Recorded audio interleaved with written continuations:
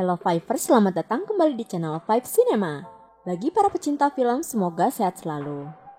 Masih bersama Mimin Uwi yang duhdai cerita, di episode kali ini saya akan membahas alur cerita filmnya. Kali ini saya sudah merangkum film yang berjudul Mesrin Killer Instinct, yang dirilis pada tahun 2008. Film yang diangkat dari kisah nyata ini menceritakan tentang seorang legenda dalam dunia kejahatan bernama Jacob Mesrin. Mesrin yang awalnya berprofesi sebagai seorang tentara, namun kehidupan dia berubah setelah bertemu dengan teman lama yang mengantarkan Mesrin untuk bekerja dengan Guido, yang mengajaknya bergabung untuk melakukan serangkaian aksi perampokan dan penculikan. Lalu bagaimana kisah selanjutnya? Tanpa basa-basi, stay tune ya sambil hambrem. Ini dia alur film Mesrin Killer Instinct.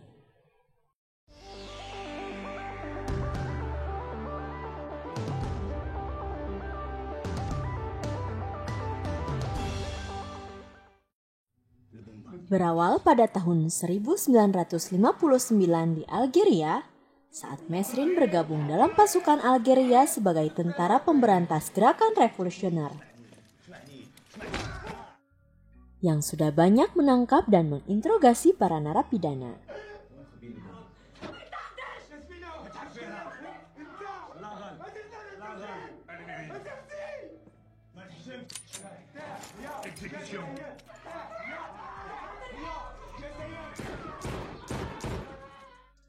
Setelah tugasnya selesai, Mesrin pulang ke Prancis dan berkumpul kembali bersama kedua orang tuanya.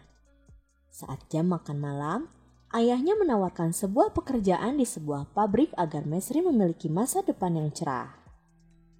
Namun Mesrin kurang tertarik atas tawaran ayahnya itu.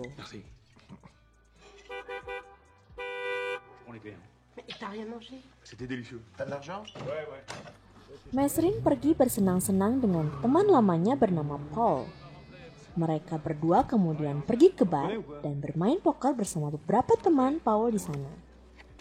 Akhirnya sebelum pulang, Mesrin pun meminta agar Paul mengajak Mesrin jika Paul akan melakukan aksinya nanti.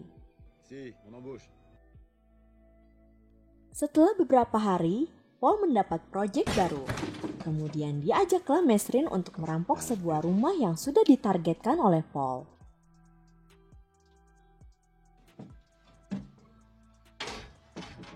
Mereka berhasil menemukan banyak uang, emas batang, serta perhiasan. Namun saat akan keluar, si pemilik rumah datang. Mereka terkejut ketika melihat Paul dan Mesrin ada di sana. Sontak Mesrin yang mental seorang tentara berakting seolah dia seorang inspektur yang sedang melakukan penyelidikan atas laporan perampokan di rumah tersebut. Sang pemilik rumah yang terlihat sangat syok dengan mudahnya mempercayai perkataan Mesrin. Setelah berhasil ngibul si pemilik rumah, Mesrin dan Paul akhirnya keluar dari rumah tersebut dengan selamat. Pimpinan mafia besar yang sudah terkenal di Prancis. Di pertemuan pertamanya dengan Guido, Mesrin sempat tersinggung karena perkataan Guido. Guido menganggap setiap orang baru yang Paul bawa seperti anjing jalanan yang pada kenyataannya tidak ada satupun yang bisa diandalkan.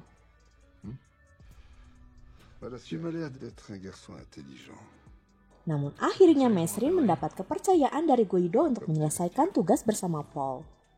Mesrin kembali ke rumah setelah bermalam bersama seorang wanita. Cekcok pun terjadi antara Mesrin dan kedua orang tuanya. Mereka khawatir atas masa depan anaknya. Namun Mesrin yang sudah lelah dengan segala aturan orang tuanya memutuskan untuk keluar dari rumah. Tahun 1960 di Spanyol, ketika Mesrin dan Paul berada di sebuah bar, Mesrin melihat seorang wanita yang menarik perhatiannya. Mesrin berusaha mendekati dan merayu wanita bernama Sofia. Sampai akhirnya Sofia luluh dan menghabiskan waktu malam bersama. Keesokan harinya Mesrin harus kembali ke Prancis untuk menjalankan tugas baru mereka. Kekecewaan tampak pada raut wajah Sofia. Setibanya di Prancis, mereka berdua langsung pergi ke sebuah bar milik pria keturunan Arab bernama Ahmed. untuk menagih Japren. Di sana terjadi keributan gegara seorang wanita yang meminta traktir minuman kepada Mesrin. Karena terpelementarnya, Mesrin pun menghabak Ahmed. Tak terima atas kelakuan Mesrin, Ahmed pun melapor kepada Guido. Ahmed tidak mendapatkan pembelaan dari Guido, namun justru Ahmed malah dibawa ke suatu tempat untuk mendapat pelajaran. Di sana Ahmed disiksa tiada ampun dan diseret ke dalam lubang yang sudah dipersiapkan. Mereka melakukan ini agar tidak ada lagi orang yang berani melawan Guido serta anak buahnya. Mesrin memutuskan untuk kembali ke Spanyol, menikahi Sofia, yang ternyata tengah hamil anak dari Mesrin. Pernikahan mereka dilakukan secara diam-diam, sampai akhirnya Paul menyadari cincin kawin yang melingkar di jari Mesrin. Paul, Guido beserta kawan lainnya memberi selamat kepada Mesrin. Pernikahan mereka awalnya berjalan lancar, tak pernah ada masalah sedikit pun. Sampai akhirnya Sofia melahirkan seorang anak perempuan cantik bernama Sabrin. Kebahagiaan pernikahan mereka tak bertahan lama saat Mesrin tertangkap polisi dalam sebuah misi dan perampokan bank. Mesrin tertangkap sendirian tanpa Paul, yang kebetulan saat itu Paul sedang menjalankan misi berbeda. Selama Mesrin menekam di penjara, Sofia selalu rajin menjenguk dan memperhatikan suaminya. Sampai pada akhirnya beberapa tahun kemudian Sofia datang membawa Sabrin yang sudah mulai bisa bicara. Sofia mengatakan kalau dirinya akan kembali ke Spanyol karena kondisi keuangannya sudah sangat menipis untuk ia bertahan hidup. Mendengar hal itu Mesrin tak setuju, apalagi harus jauh dengan Sofia. Saat itu Mesrin memberikan solusi agar Sofia tinggal bersama orang tua Mesrin. Singkat cerita, masa hukuman Mesrin pun berakhir. Mesrin bebas dari penjara. Ia mulai melamar pekerjaan di kantor arsitektur. Kehidupan mereka lambat laun mulai membaik. Kebahagiaan pun bertambah saat Mesrin dan Sofia dikaruniai anak laki-laki bernama Bruno. Namun masalah baru muncul. Guido kembali datang ke rumah mereka dan menawarkan pekerjaan kotor itu lagi. Tapi untungnya Mesrin menolak karena ingin hidup damai dengan keluarga kecilnya. Saat Mesrin sedang di kantor, tiba-tiba atasannya memecat Mesrin tanpa alasan.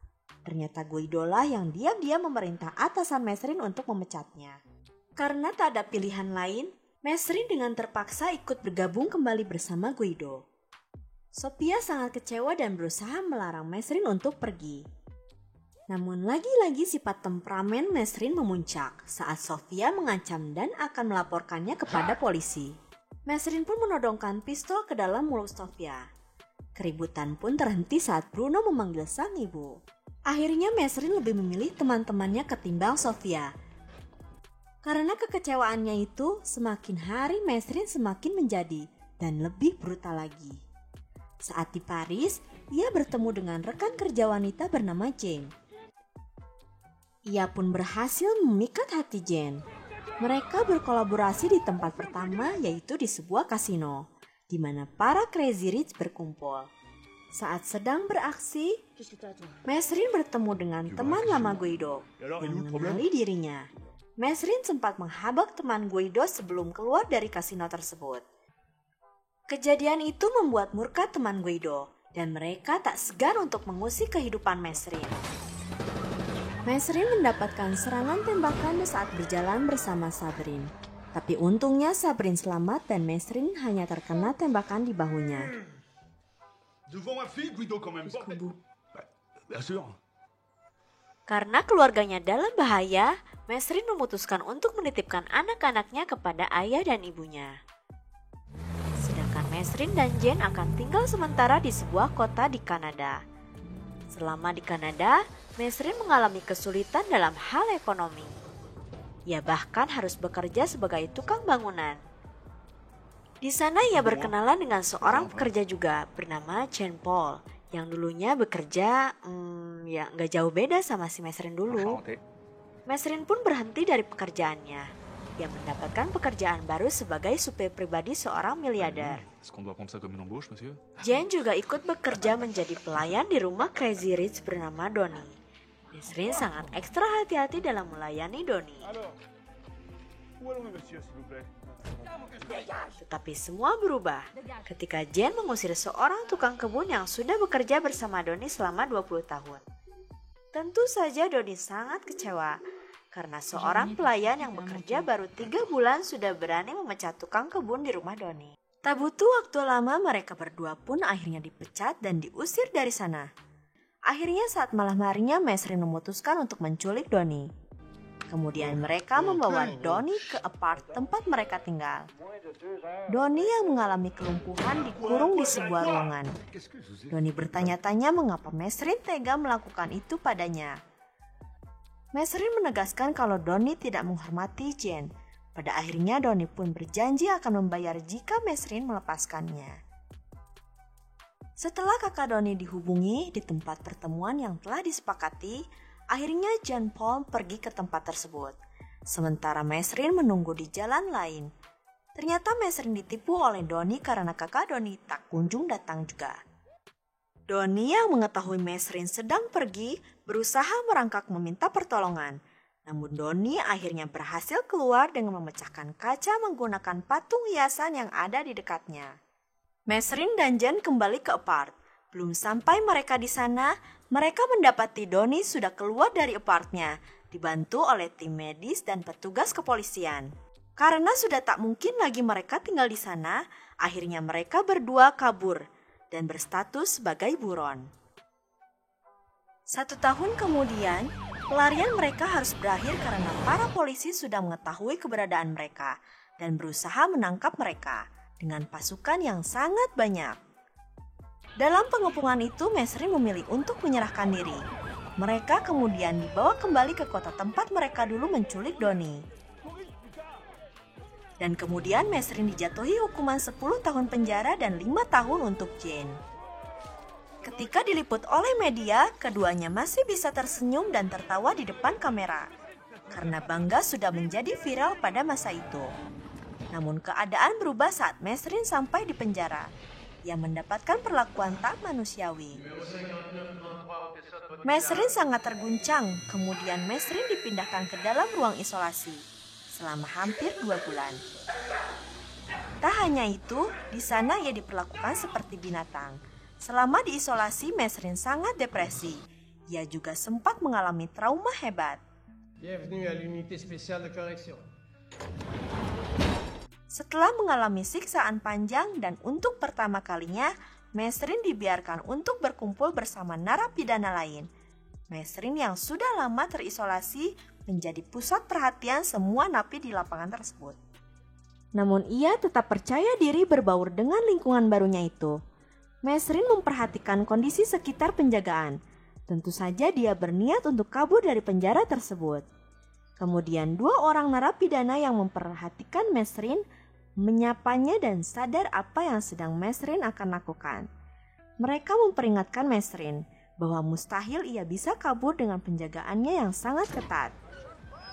Beberapa hari kemudian Jean Paul diizinkan bergabung dengan narapidana lain dan langsung disambut oleh Mesrin. Tanpa basa-basi, Mesrin langsung mengungkapkan niatnya untuk kabur dari penjara itu. Akhirnya Jean Paul pun menyetujui. Ia juga tak mau kalau harus mendekam bertahun-tahun dan mati di dalam penjara tersebut. Mereka juga mengajak napi bernama Jenny untuk melancarkan aksinya. Mesrin menyuruh Jenny untuk membawa kunci tang dari ruang pekerja. Dengan begitu, Mesrin berjanji akan membantunya melarikan diri. Jenny sedikit tertawa, karena menurutnya itu tak mungkin dilakukan. Namun pada akhirnya ia pun tertarik dan mau membantunya. Jean Paul kemudian menanyakan mengenai rencana untuk membobol pagar kawat besi di lapangan penjara. Mereka sudah mengamati keadaan dengan sangat teliti, dan Mesrin sangat yakin kalau hari Senin tidak ada penjagaan di menara-menara sekeliling penjara. Kemudian Jenny segera melakukan aksinya untuk membuat tang tiruan. Saat semua napi selesai bekerja, mereka mengembalikan semua alat bengkel yang digunakan. Tang tiruan yang Jenny buat akan diserahkan pada sipir dan tang yang asli dititipkan pada sipir yang sudah disogok. Hari eksekusi pun tiba. Mereka melakukan tugas masing-masing dibantu narapidana lain yang ingin kabur juga.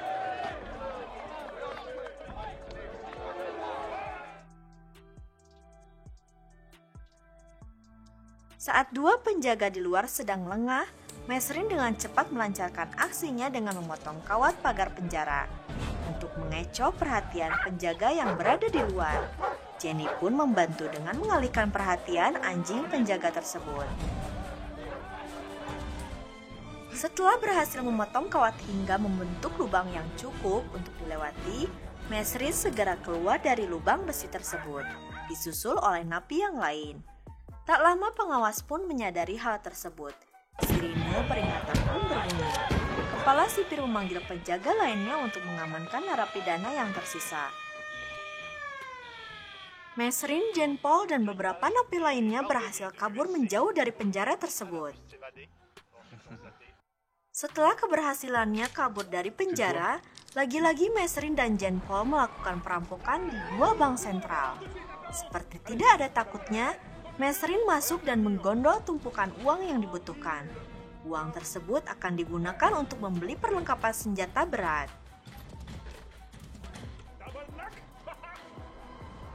Senjata tersebut digunakan untuk menyelamatkan Jenny dengan cara menyerang balik pertahanan penjara. Dengan kecepatan tinggi, Mesrin dan Jean Paul pun mengemudikan truk menuju ke belakang penjara.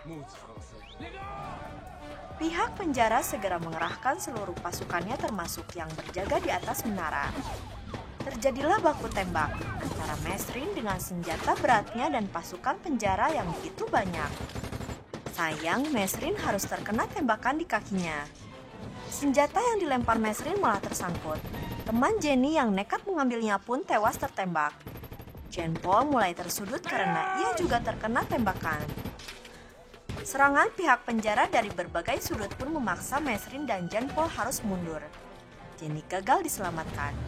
Dan akhirnya mereka pun melemparkan bom ke salah satu mobil polisi sebagai pengalihan. Setelah keadaan mereda, Mesrin menghubungi Jean yang masih mendekam di penjara. Mesrin pun berniat menyelamatkan Jean dengan cara yang sama. Tanpa diduga, Jean menolak tawaran Mesrin tersebut. Jean ingin menjalani sisa masa hukumannya dengan tenang. Mesrin pun terus berusaha meyakinkan Jean kalau rencana tersebut pasti berhasil. Namun Jean tetap kekeh pada keputusannya tersebut. Akhirnya Jean pun memutuskan hubungannya dengan Mesrin. Mesrin kecewa untuk kedua kalinya. Walau begitu, Mesrin tetap bangkit dan melatih tembakannya bersama Jean Paul. Mereka melakukan latihan di hutan nasional.